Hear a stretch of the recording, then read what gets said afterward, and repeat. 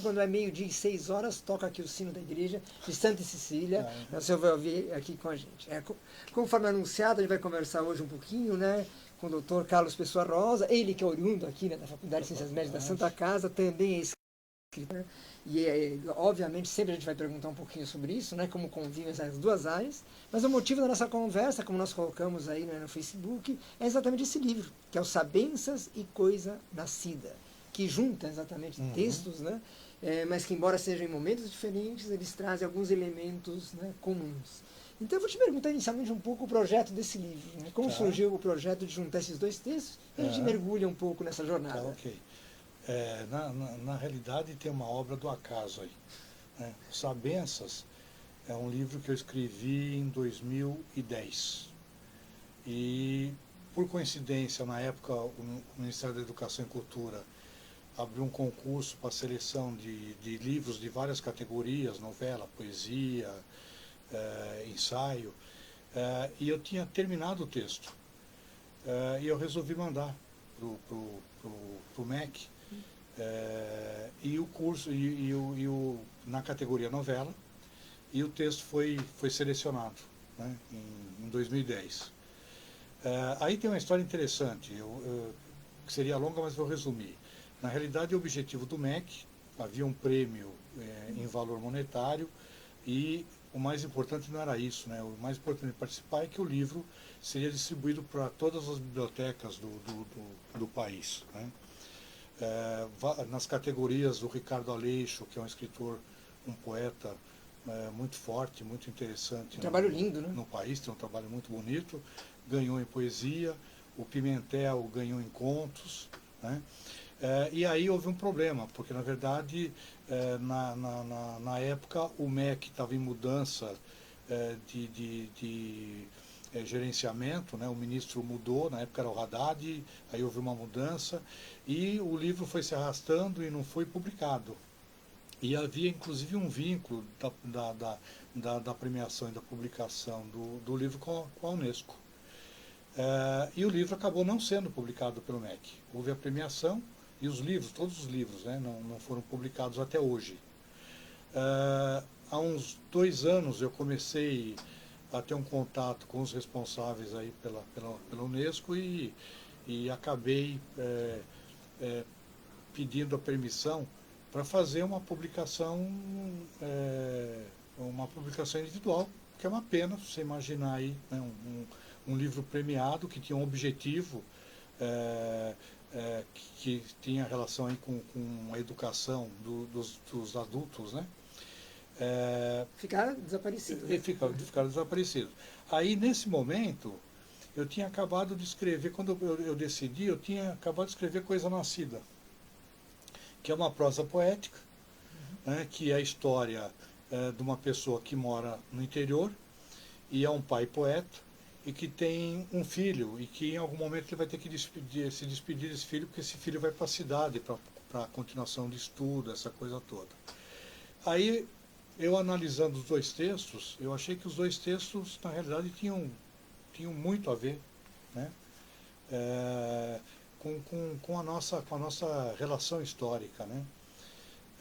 E aí eu juntei os dois, e na leitura achei interessante, e aí eu resolvi entrar pela plataforma Amazon, que eu já tinha colocado outros 3 livros anteriormente, em anos anteriores, e aí eu coloquei na plataforma Amazon, em livro, né, e na forma de e-book também. E a questão dos Sabenças, queria conversar um pouquinho da origem dele. O Sabenças começou como? Então, o conceito, né, dele.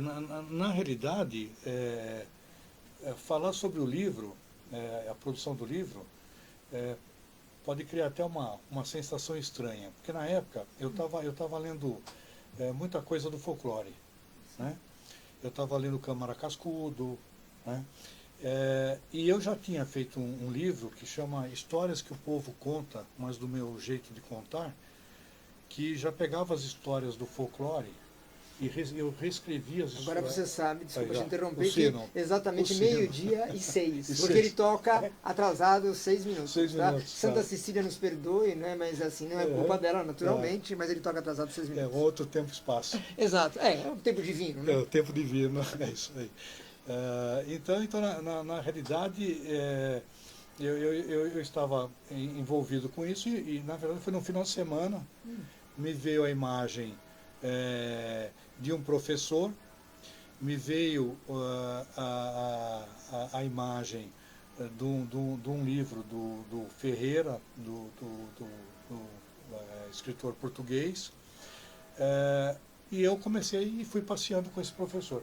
Eu resolvi tirá-lo da cidade, né, e levá-lo para a origem dele, para o local de nascimento dele, né. E o mote para isso foi um telegrama que ele recebeu, um comunicado que ele recebeu de um amigo que tinha falecido, que era padre e que, na realidade, desejava que ele estivesse presente no velório. E aí começa a saga desse professor, porque, na realidade, ele caminha, ele pega a estrada e na estrada ele vai sofrendo vários desvios do objetivo dele em cima de figuras do folclore.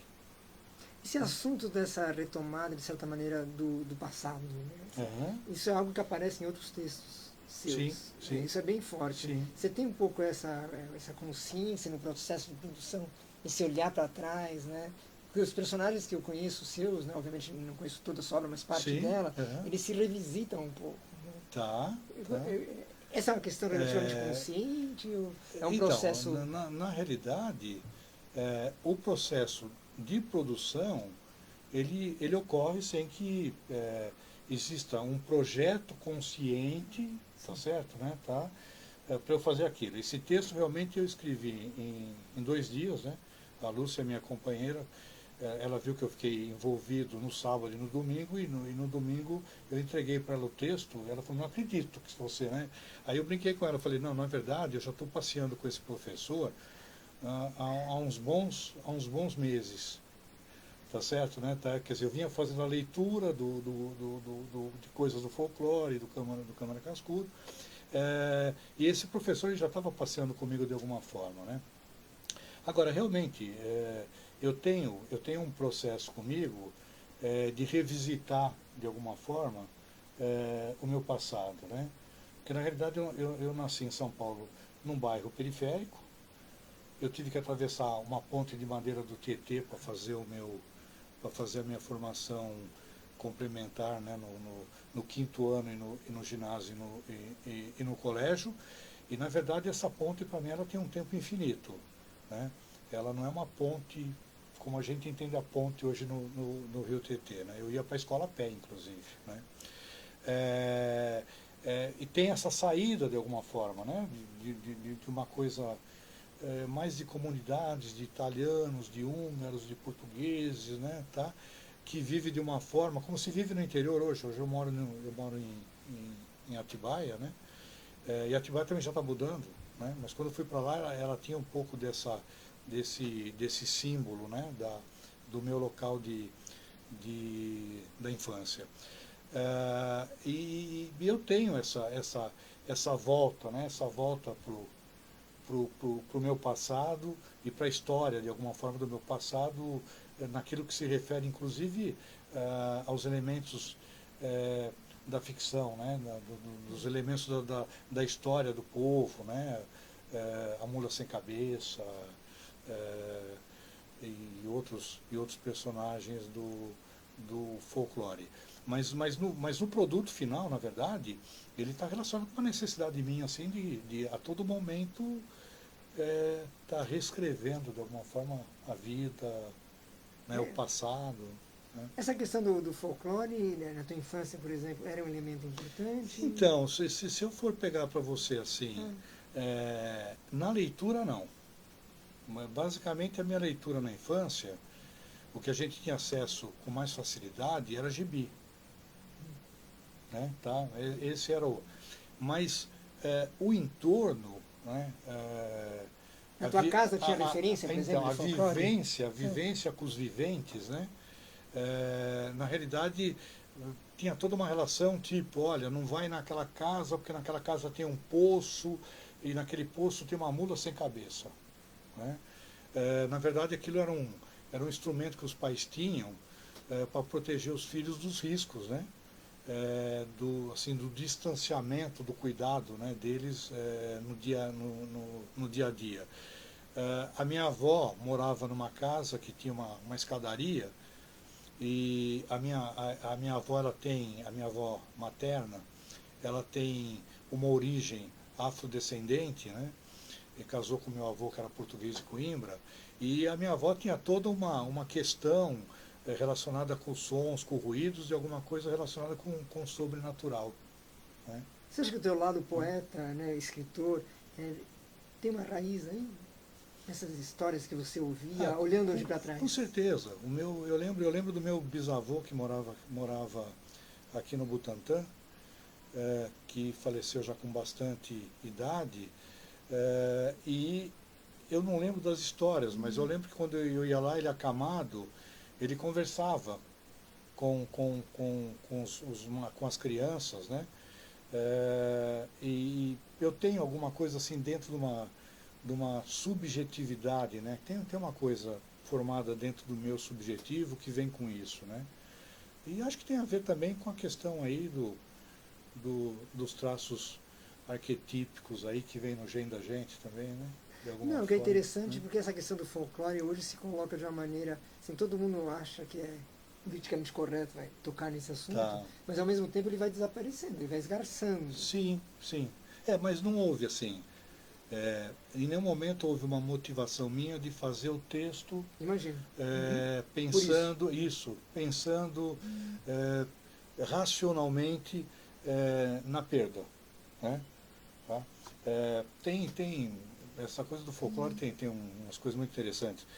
Quando eu fui para Atibaia, em 79, e tem uma história até que é um conto que foi publicado na revista da Associação Paulista de Medicina, que é sobre o lobisomem, né?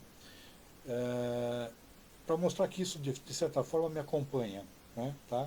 Esses significados da formação da gente que realmente estão se perdendo, né? Mas que para mim eles estão presentes.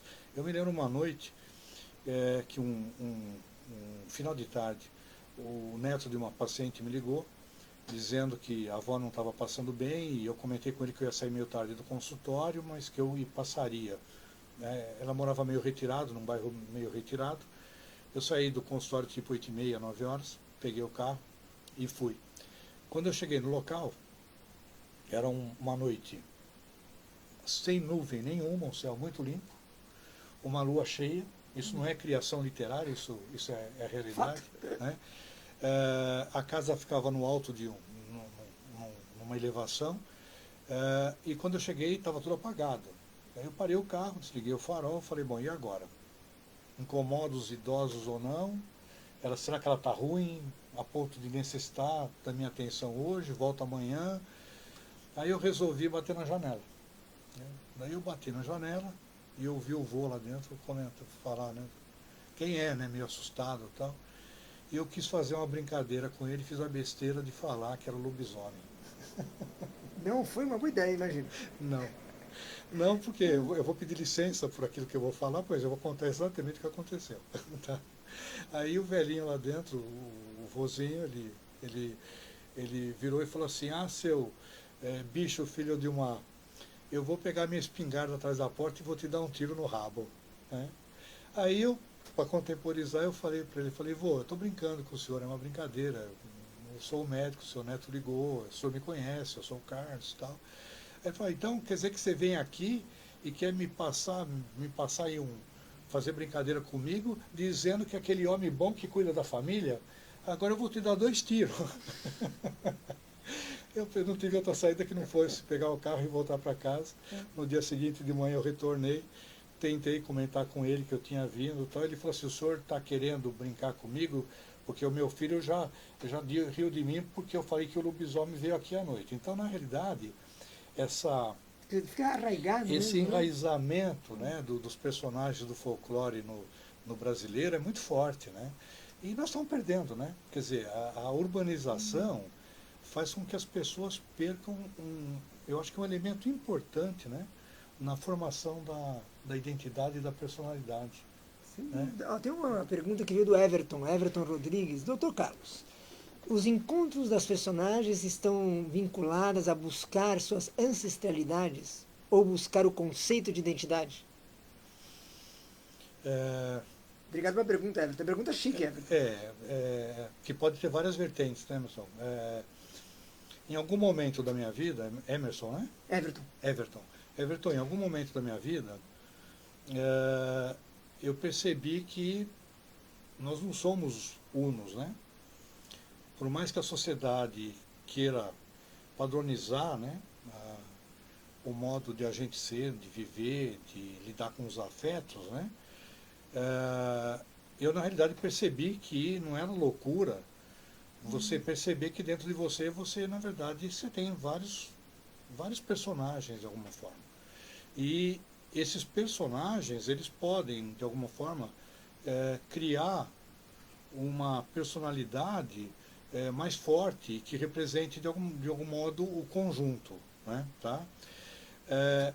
No meu entender, cada elemento interior, né, cada personagem interior, eles trazem toda uma carga relacionada com certeza com a ancestralidade. Né?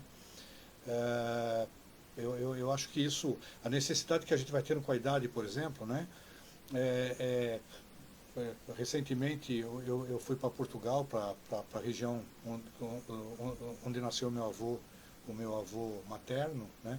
Os meus avós paternos eu não conheci, os meus pais ficaram órfãos muito cedo, mas na realidade eu teria uma vontade muito grande, né? Tenho uma vontade muito grande de conhecer o lado da minha avó, né? Esse lado afrodescendente, que aí é uma loucura a gente imaginar, né? Conseguir ir na raiz disso, né? Porque você tem pistas um dos descendentes foi liberado na Lei Áurea, não é? Tá certo? Então, as pistas aí, os rastros aí, eles são mais difíceis de se acompanhar. Mas, de qualquer jeito, essa viagem eu faço comigo o tempo todo. E, com certeza, na literatura. Né? Quer dizer, eu responderia para você que, com certeza, essa necessidade existe. E eu acho que não é só comigo, não. Eu acho que todo mundo que lida, de alguma forma, com a palavra e vai para o lado ficcional, eu acho que existe esse desassossego de um encontro, né, de uma compreensão dessa coisa, né, do mistério, né, dessa coisa que é a vida, né, que na verdade é uma continuidade, né, que vai passando de pais para filhos, né. E fora questões de traços, outros traços, né. Na poesia, eu tenho um poema. Eu acordei um dia de manhã com um sonho, que a imagem do sonho era um navio, onde havia uma luta, dois espadachins, né, me pareciam dois piratas, de alguma forma. No sonho a gente sempre é o estrangeiro no sonho, né? E eu observando aquilo, os dois lutando, de repente um deles resolve largar a espada e mergulha no mar. Aí ele vai nadando até uma praia e eu estou acompanhando, né? O sonhador está acompanhando o personagem. Aí o personagem chega na praia, tem uma elevação com uma escadinha feita na areia, ele sobe. De repente ele vê uma imagem que lembrava as muralhas antigas, né? Eu acordei de manhã e acabei fazendo um poema sobre esse sonho. Muitos anos depois, vendo um documentário, eu com a minha companheira, de repente me aparece, né, uma imagem que eu viro para ela e falo assim, não, é a imagem do meu sonho, né? De onde veio isso? Né? Quer dizer, em que gaveta do DNA de repente estava guardado, né? Essa imagem, né? Tá? Então tem muitas coisas que a mente da gente traz, né? E que na realidade a gente não tem muita explicação, não faz nem parte na realidade do viver, pelo menos daquilo que a gente recorda, né? Tem muita coisa, na verdade, que a gente passa e que fica guardado e que em algum momento ele pode ressurgir, né, das cinzas, né? Isso em literatura acontece muito. E no teu caso específico, né, como poeta, como escritor, o sonho é uma referência? Então, você é daqueles que anota sonhos, você tem essa fixação? Então, veja bem, ou é episódico? Até 85, eu escrevia, mas eu não tinha uma ligação assim muito forte com a escrita. Aí a medicina fez com que eu me aproximasse da questão que é forte na nossa profissão, que é a morte, né? Eu lidando com atendimento de famílias muito próximo dos pacientes, eu achei por bem fazer terapia, né? Tá? E a minha terapeuta, que infelizmente já é falecida, ela percebendo que o meu recurso, né, da relação era o sonho, ela foi para aí, eu fui me redescobrindo de alguma forma no sonho, e a partir daí sonho para mim é um instrumento importantíssimo para a escrita, né, tá? E acho até que muitas vezes que eu estou escrevendo, entro mais no patamar do sonho do que no patamar do escritor que está vivendo a realidade escrevendo, né? A ponto de, em algum momento, acontecer algumas coisas estranhas, tipo assim, eu estou lendo um texto e eu comento com a Lúcia, dá uma lida nesse texto aqui, que interessante, que esse texto é muito bonito, trabalha com o sensível de uma forma interessante, e ela virar para mim e falar assim, você está brincando comigo, né? Eu falo, não, encontrei isso aqui, está aqui, ó, tá. Ela falou, foi você que escreveu há muito tempo esse texto. E o texto foi publicado, eu esqueci do texto. Quer dizer, às vezes você não se reconhece nesse sentido. Texto. Parece que é de uma outra pessoa. Isso, parece que é uma outra pessoa. Por isso que eu digo que, na realidade, a gente tem vários momentos interiores, né? Eu acho que a gente, na realidade, nós somos vários personagens, na realidade. Sem que, com isso, alguém precise colocar um CID-10 associado com a psiquiatria. O Everton respondeu, ó, o termo gaveta do DNA é muito bom. É uma boa frase, né? Você já pode escrever alguma coisa, ou o Everton vai pegar a ideia, né, Everton? Você gostou, você curtiu essa ideia, né? A gaveta do DNA. Todo mundo que escreve, Everton, é um pouco ladrão de direito autoral. Eu autorizo você a usufruir do direito autoral se aparecer alguma ideia criativa em cima, né? Tá? Porque eu acho que a gente é muito isso, né? Pelo menos já foi motivador. Tem algo falando de motivação que é o título, né? A gente sabe escolher o título da obra, sempre é um desafio. O Sabensas, ele está, eu tive a oportunidade de ler o trabalho, né? Ele está bem no espírito da obra. Da obra. Escolha feliz. Isso, Surgiu no começo, no final? Não, esse foi no final. Aliás, os meus textos todos, os títulos aparecem no final. Eu não tenho nenhum texto que eu começo pelo título. Mesmo que eu tenha, por exemplo, começar a colocação do Everton, né? Vamos imaginar, né, que isso me instrumentalizou para desenvolver um texto, seja em prosa, seja em poesia. Provavelmente o mote vai ser esse, mas o título ele vai surgir, né, tá?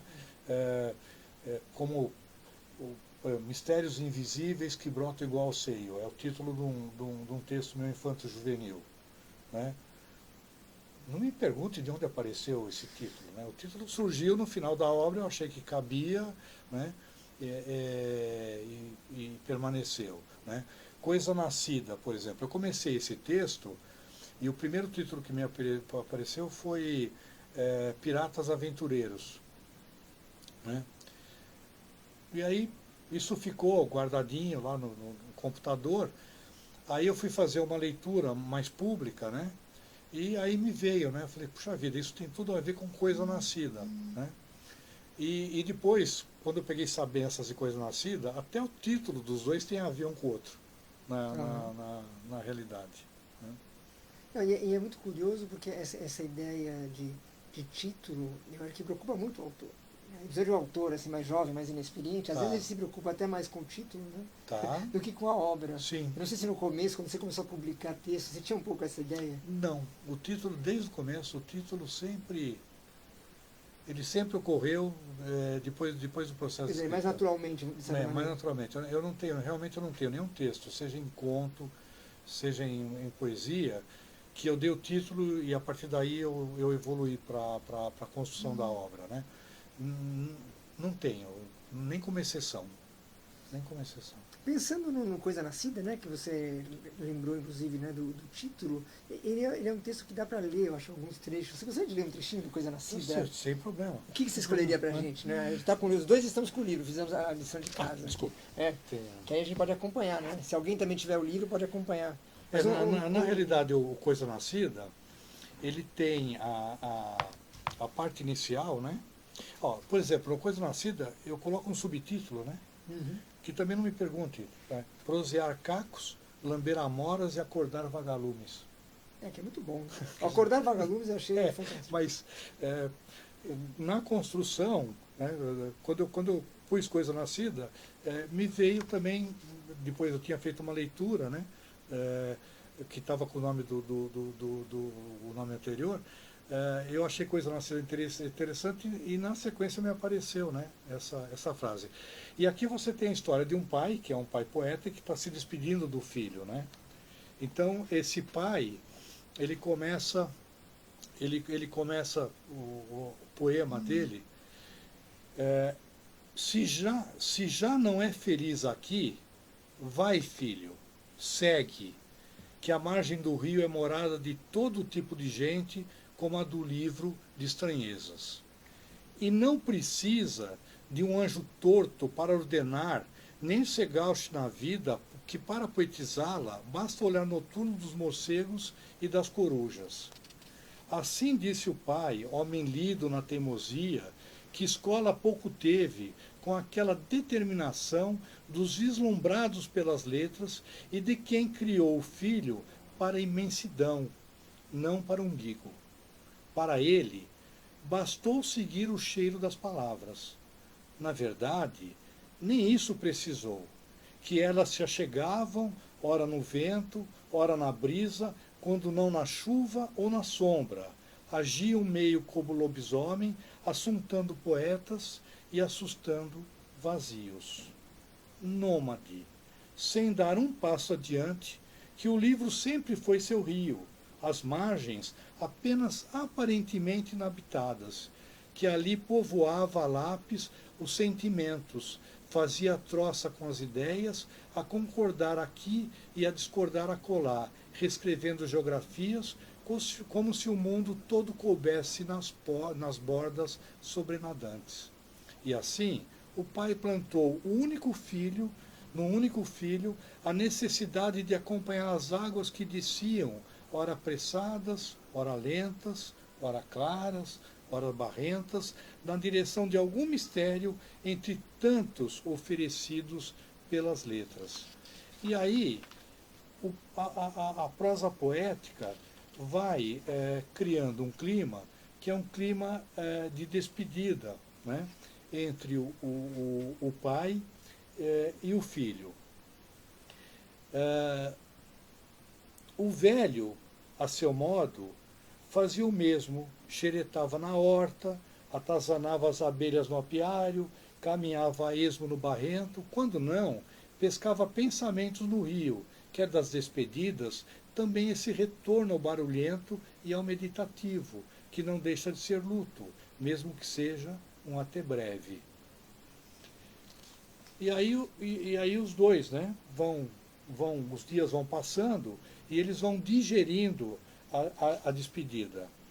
E a chuva começou a rarear, o rio cada vez mais limpo e lento.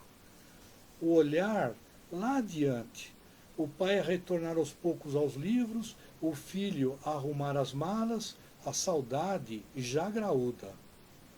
Não há mais o que falar.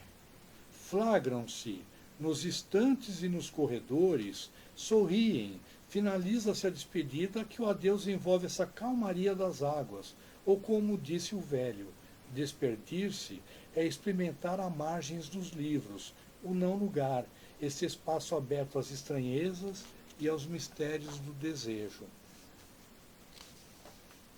E aí o filho parte para a cidade. Até que o filho recebe a notícia.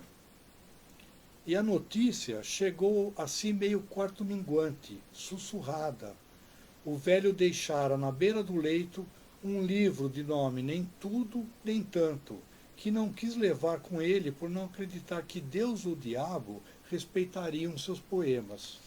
Retornou o filho, não pelo rio, que o tempo é ingrato com a matéria morta. Deixou-se tocar por nuvens e tempestades, colocou peixes no céu, como fazia quando criança na escola. Teve a sensação de ver o pai com a vara de pescas e as iscas a pescar lambaris e matéria para construir poemas. Quando ele chega para ver lá o pai, ele encontra então esse livro, né? Nem Tudo, Nem Tanto, que o pai havia escrito, né? Que eu leio uns fragmentos. O poema pode estar atrás de uma porta ou diante de uma janela aberta. Desde os inícios dos tempos é assim. O problema é estar dentro. Toda a poesia adora brincar de esconde-esconde. Poesia é peculiar. Adora deixar o poeta tonto de tanta procura,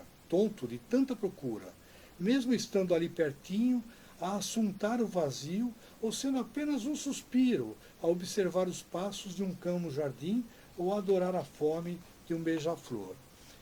E aí o filho lê, né? Lê o poema, né? Assim, no final, né? O filho refletindo, assim o tempo, o refluxo a parar às bordas do rio, que o morto passou a símbolo das águas, e a tarde se achega nas sombras do porvir e do encolhimento das plantas. O jovem no balanço da natureza, como se o vento fosse a boca de um pai viajante, a deixar um astro, a habitar os museus das galáxias, onde palavras, todas prontas para serem colhidas, como se faz com as amoras, jabuticabas e pensamentos.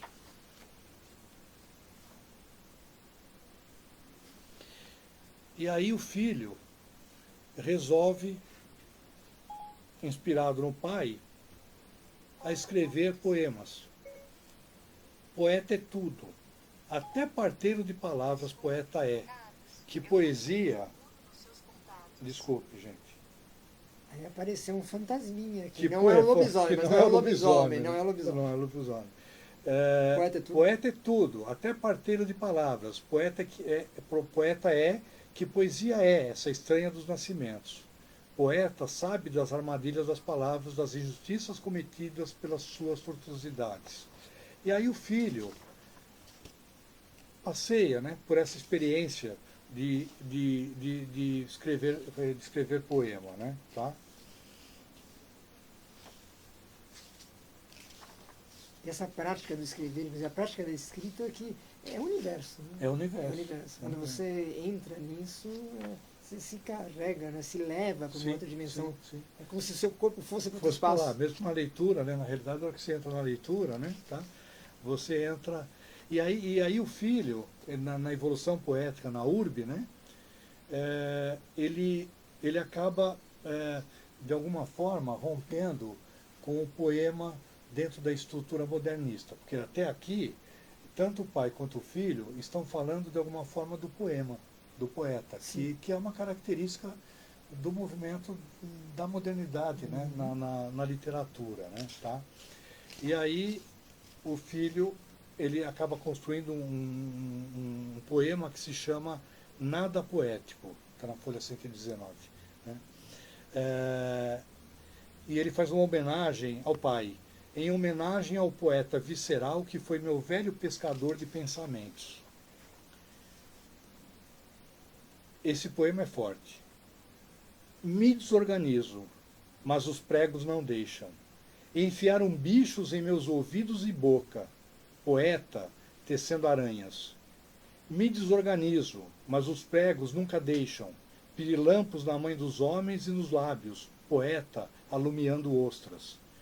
Desorganizado, sigo no hálito amargo dos ventos, no gorjeio perdido das auroras inconstantes, poeta nem perene. Desorganizado, sigo o hálito amargo dos ventos, atirado nos quadrantes equidistantes das dobras e dos anjos, poeta amolecendo pedras. Os pregos não deixam. Preciso repicar o dito até a dobra. Na cruz torta, o sexo avantajado da fêmea, poeta, assustando letras. E aí ele vai nessa toada.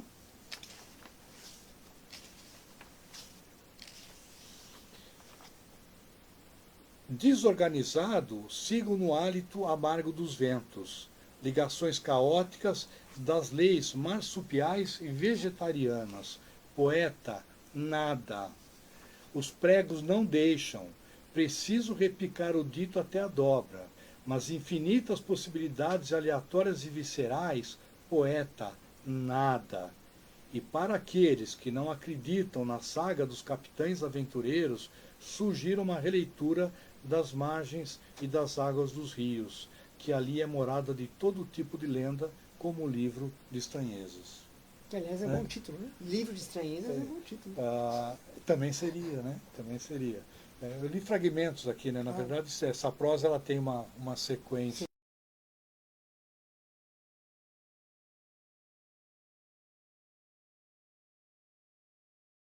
Você me daria para meu processo criativo? Dica sempre é complicado, né? Não, eu vou responder, porque eu fiz essa pergunta há muitos anos. Eu participei de um concurso e eu fui selecionado com um poema pelo Cláudio Willer, né? Que é uma pessoa assim, dentro da literatura, dentro do estudo do surrealismo, né? Um poeta fantástico, uma pessoa super caridosa. E no final do evento, eu pedi essa sugestão para ele, falei para ele, como é que você acha, como que eu devo evoluir, como é que eu devo atuar?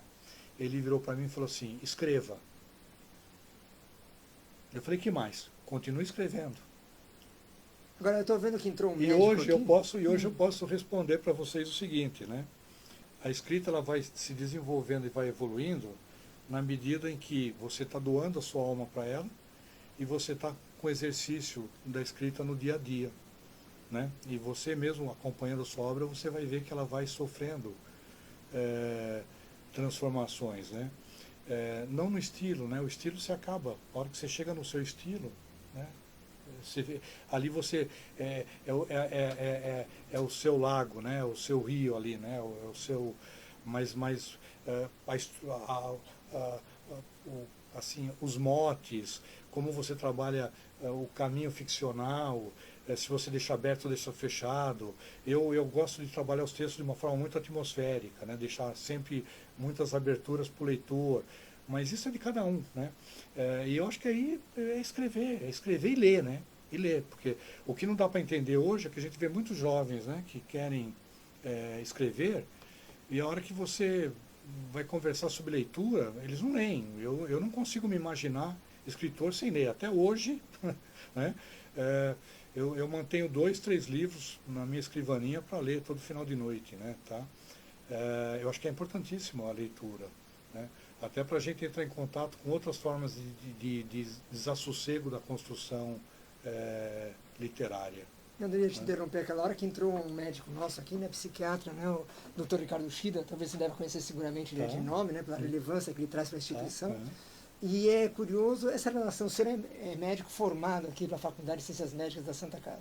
E várias vezes no seu discurso até agora o senhor falou isso na sua experiência, né, como médico. E também chegou pergunta aqui no meu celular sobre isso.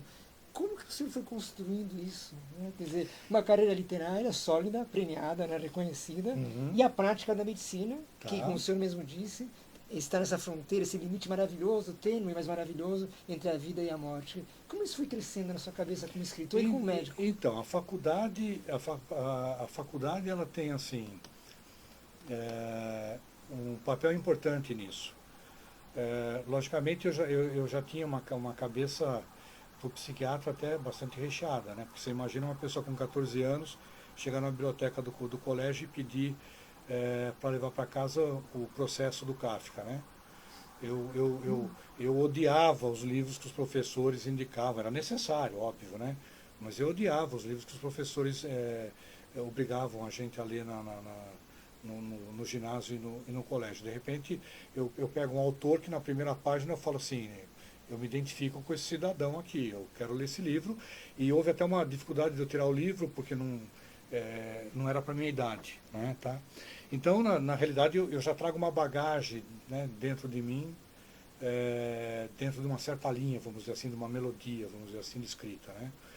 Agora, quando eu entro na Santa Casa, a Santa Casa tinha um departamento de psiquiatria, cujo chefe era o Enzo Aze, que junto com o departamento de medicina social, né, o Dr. Guedes, né, o Seixas, o Mercadante, né, eles tinham uma integração muito boa com o curso de propedêutica médica. E eu me envolvi muito precocemente na monitoria da psiquiatria. Foi no internato que eu descobri a minha paixão pela clínica médica. E conversando com o professor Enzo na época, eu até comentei com ele, o senhor vai ficar até chateado que eu estou aqui o tempo todo e eu vou para outra área, eu vou para a clínica. E ele fez um comentário, ele falou, você vai levar uma bagagem muito boa, porque você vai ser um clínico que vai ter uma bagagem da experiência que você adquiriu aqui com a gente e tal, né? Tá? Então, na verdade, a faculdade ela tem um papel importante, vamos dizer assim, na lapidação da minha sensibilidade, né? E foi essa lapidação da minha sensibilidade que me levou pegando a mitologia grega lá do Asclépio, né? Que me levou para um lado, para um dos infernos do médico, né? Que é a questão de você trabalhando mais com afeto, você se aproxima mais dos pacientes. Você se aproximando mais dos pacientes, você precisa de conteúdo para instrumentalizar adequadamente isso, né? Em cima disso vem a terapia, né, tá? E aí vem a resolução para mim, né? Nesse processo todo, a literatura ela vem acompanhando e ela toma uma força muito grande durante o processo terapêutico, né? A minha psicanalista ela mudou do Brasil e ela teve uma doença muito grave, ela veio se despedir dos amigos no Brasil e eu fui uma das pessoas que ela quis conversar e ela pediu textos meus para levar para ler no avião, que ela tinha pouco tempo de vida, né? Quer dizer, a força da construção da literatura foi tão forte no processo terapêutico, né? Que essa minha relação com ela ficou fortemente ligada também com a literatura. Né? Alguns dias depois eu recebi o comunicado do marido dela que ela tinha falecido, né? No dia que nós nos despedimos, eu comentei com ela, eu falei, a gente conversou tanto sobre a morte durante o processo terapêutico, né? E você vem no seu final de vida me dar mais uma lição de como eu devo lidar com a finitude, né? Com a questão da temporalidade da vida, né? Então, tem tudo a ver, né, com essa faculdade maravilhosa, né? Tem tudo a ver com aquilo que ela me ofereceu, principalmente em cima dessas figuras, né, do Departamento de Psiquiatria e de Medicina Social, né? Que na minha época ela foi muito forte e muito marcante para todos os alunos, não é? Quer dizer, a literatura faz, acho que o médico melhor, né? De alguma forma. Eu acho que, até complementando isso que você está colocando, na realidade, eu acho que o dia a dia do médico, né, ouvindo as histórias, né, na realidade, é literatura o tempo todo. Isso às vezes cria alguns conflitos, por exemplo, eu tenho que tomar cuidado com o sigilo profissional, né? Então fica complicado, né? Eu fiz uma viagem para uma feira do livro, a Ana Maria Martins, né, escritora, eu contando algumas histórias para ela de consultório, ela falou, por que você não faz um livro com essas histórias, né? E eu fiz um comentário com ela, falei, olha, primeiro, eu até procuro escrever de outra forma para fugir um pouco também da minha rotina, porque senão eu volto à minha rotina, né, do dia a dia, né, enquanto literatura. E ao mesmo tempo existe uma questão, que é a questão do sigilo. Mesmo assim, eu tenho dois textos que um entrou no prêmio Cidade de Belo Horizonte, que é a história de uma paciente, que eu dei o texto para ela de presente, né? E ela retornou para mim e falou assim, o que você vai fazer com esse texto? Eu falei, não, é seu. Né? Eu não vou fazer nada, porque apesar de não ter seu nome, as pessoas de repente podem identificar. Né? Tá? Ela falou, não. Você, nesse conto aqui, você coloca como é que um idoso deve ser. E eu passei o sentimento do que é vida na minha idade, com 85 anos, né? Ela viveu uma situação de paixão, na realidade, com 85 anos, né? Os dois viveram, né? E eu quero que você mande isso para frente, sim, eu quero que outras pessoas leiam, né? Aí eu mandei para o prêmio Cidade de Belo Horizonte. O prêmio Cidade de Belo Horizonte, eles tinham o hábito, eles selecionavam 10 livros, dos 10 livros eles premiavam um para publicação e selecionavam o melhor conto dos outros 9 livros e faziam um livro. E eu entrei com esse conto nesse livro, né? E tem um outro, que é uma história também de uma paciente que vai para a Argentina, e ela vai dançar o tango com o argentino, e o argentino pensa que ela é uma travesti. Quando ela diz o nome, ele fala que é o nome de guerra. E esse cidadão fica perseguindo ela o tempo todo, porque ela diz um nome masculino para ele. Ela leva na brincadeira, ela é uma pessoa muito brincalhona, muito, né, muito divertida. E eu também escrevi, também dei para ela, e ela morreu da risada, falou, nossa, manda isso, eu quero que outras pessoas leiam isso, tá certo, né? Tá? E no caso dela em particular, tem algumas particularidades que não seria difícil identificá-la, né? São os dois únicos textos, na realidade, né? Tá? Mas eu acho que a vida é literatura, né? Tá? E a literatura é vida. Se as pessoas olharem sem o ranço acadêmico, né, ficcional, análise estruturalista ou não, tá certo, né? Tá? Eu acho um pouco que a literatura ela tem esse papel importante de fazer parte da realidade, como já fez a Mula Sem Cabeça, tá certo, né? Tá? O dia a dia é uma literatura, né? Eu acho que às vezes a gente talvez eu esteja tão imerso nisso que não percebe. Eu atendo muito paciente de uma região próxima que tem muitas pessoas assim, com mais de 90 anos que ficaram à margem, né, de todo esse processo de desenvolvimento, e eles aparecem no consultório falando da queixa deles, às vezes com frases tão bonitas que serviriam muito para título de livros, né?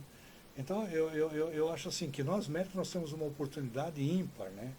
Se a gente não exercer a profissão de uma forma técnica ou artesanal, né? Porque ela é mais que isso, né? Muito mais, né? Ela é muito mais. Ela é muito mais que isso. Acho que a sociedade também demanda isso, né? Sim, sim. Cada vez mais, né, de um atendimento melhor, mais humanizado. Apesar da crise que a gente está vivendo aí no campo editorial, né? As pessoas leem muito pouco no Brasil, menos ainda, né? Os dados aí mostram, né? Eu acho que em algum momento vai haver um reencontro, né? Eu acho que a sociedade vai entrar numa estafa dessa tecnologia toda e ela vai procurar algum espaço de descanso, né? E a leitura cabe no espaço de descanso, né? Provavelmente. E ao mesmo tempo que é um espaço de descanso, é um espaço de reflexão, né? Sim. Porque sim. é ela que nos obriga a repensar, né, o mundo também. Você viaja. Esse professor, por exemplo, a viagem desse professor é fabulosa, né? Ele de repente encontrar com uma cruz lá que tem um simbolismo, né? Com um personagem, né? E que desvia o rumo dele, desvia o destino, né?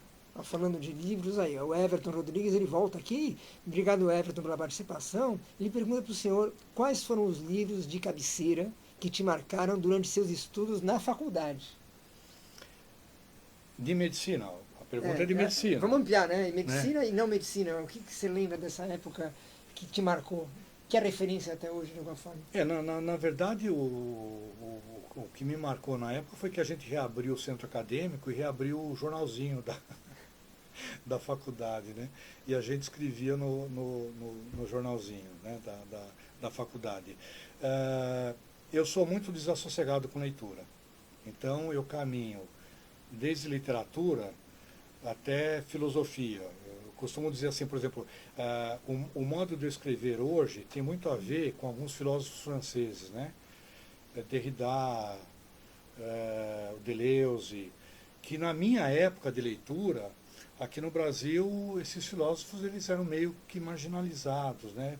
Assim, mesmo nas escolas de ponta aqui em São Paulo, Os filósofos daqui rejeitavam um pouco, né, esses filósofos franceses. E eles trazem uma contribuição muito grande, né, não só para você repensar a literatura, como para você repensar a psiquiatria, né? E aí eu faço um gancho, agora me veio agora na lembrança que o Enzo Aze, em 1972, trouxe um francês para dar uns seminários para o departamento de psiquiatria e para os monitores, né? E que já trazia uma forma muito para a época muito contemporânea, né? Para se pensar, inclusive, a psiquiatria, né? Aquela coisa que os franceses tiveram, né? Que os filósofos, de você montar o hospital psiquiátrico aberto, né? Quem administrava o hospital, apesar de eu estar fora da psiquiatria, dá para eu tocar isso e que me desculpem se tiver alguma falha aí os colegas psiquiatras, né? Mas de você organizar a instituição hospital com os próprios psicopatas, né? Na literatura, Kafka sempre me acompanhou, né? Se eu for lembrar de todos, né? No Brasil, J.J. Veiga. Nossa, que é um autor que ficou muito esquecido, né? Não, o Brasil tem vários, né? O Ele é Brasil muito tem. bom. Se você for fuçar, o Brasil tem escritores aí de norte a sul que tem uma obra riquíssima, né? No momento, eles estão reescrevendo no norte a obra do Dalcídio Jurandir, né? O Dalcídio Jurandir, ele tem assim, ele tem uma riqueza na linguagem que lembra Guimarães Rosa, e na verdade ele antecede Guimarães Rosa, de algum modo, né? Que é um nome que pouquíssima gente conhece. De poucas pessoas conhecem, né? Eles têm sistema de cooperativa, né? Eles estão reproduzindo. Eu tenho comprado todos os livros deles que estão sendo produzidos, né? E de literatura mais contemporânea, tem alguma coisa que te toca mais? Então, no Brasil, poesia, eu citei o Ricardo Aleixo, Uhum, né? sim. Nós temos aqui no litoral, em Santos, né? Nós temos autores jovens, né? Com uma literatura muito forte, né? No caso, o Marcelo Ariel, né? Que se tornou uma referência, embora jovem, ele é uma referência. Que já é uma referência, inclusive, estudada na academia, e que nós tivemos o prazer de publicá-lo. Acho que a primeira obra dele foi publicada no do Cineia Catadora. Uhum. Né? Tem o Flávio Viegas Amoreira, né? Tá? Em Santos. Né? Tem o Elias, no Espírito Santo. Eu fico até preocupado em citar, porque na realidade Você sempre assim, esquece alguém, claro, é lógico. nós temos muitos autores, né? Tá? Autores jovens e muito bons, né? Mas eu acho que alguns têm uma força maior, né? Assim, eu acho que Marcelo Ariel, o Amoreira, o Aleixo, né? São pessoas assim muito fortes na literatura, com um trabalho muito bom, com ativismo, inclusive, né? Em nome da literatura, né? Nós estamos chegando aos últimos 5 minutos do nosso bate-papo. Eu queria te perguntar, futuro, você está escrevendo agora alguma coisa que você possa compartilhar com a gente? Alguma ideia na cabeça? Algum lobisomem que apareceu para abrir uma porta, uma gavetinha Então, do seu DNA? No momento, assim, eu caminho com alguns personagens, né? Aquela coisa de eu caminho com eles antes de escrever. E nesse momento, assim, eu tô muito ligado em passar para frente aquilo que eu tenho. Eu tenho muita coisa inédita, tanto em poesia quanto em prosa, né? Então eu abri no Facebook, né, do Carlos Pessoa Rosa, né?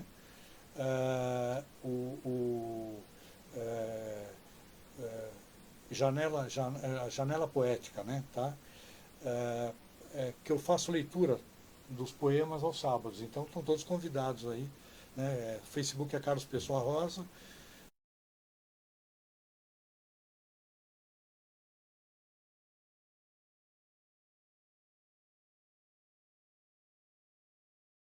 leque para as pessoas compartilharem, tá certo, né, a leitura. Eu tenho alguns textos, né, em cima da leitura do Péric, né, do escritor francês, em cima da literatura dele, que é um grupo forte, né, da França na década de 70, né, que também repensa a literatura. A partir daí vem Italo Calvino com Cidades Invisíveis, que é maravilhoso, né, tá? Que é um autor que ninguém pode deixar de ler, não é? Tá?